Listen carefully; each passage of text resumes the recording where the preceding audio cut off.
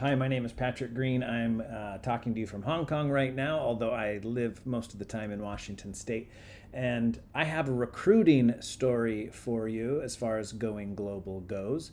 Um, this is 2004. This is like, before Google Maps, before smartphones in our pockets, and all that the world is today.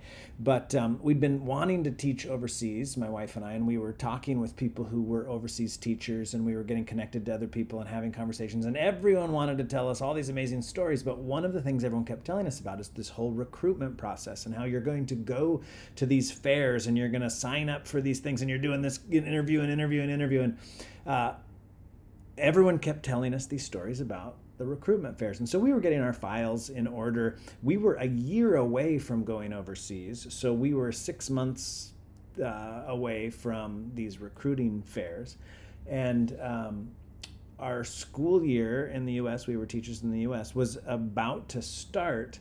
And this is like end of July and July 17th, I think. And the phone rings and I answer it, and it's one of the people who I've met recently talking about overseas teaching. It's an administrator at Singapore American School, and he says, "Hi Patrick, this is Alan Brady. I was wondering if you wanted to move to Singapore tomorrow."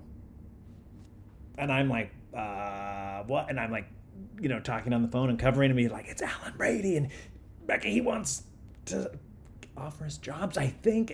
Anyway, it turns out someone didn't show up for their fifth grade contract. And so my wife got to interview for that quickly.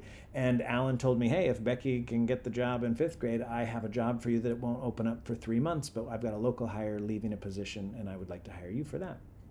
And so 4 days later, we were on a plane. And 4 days after that, my wife was teaching as an international school teacher. So we had heard about all these stories about these recruitment fairs, and in the end, it turns out it was the networking and the process of investigation and being ready to go so that we could be able to go quickly.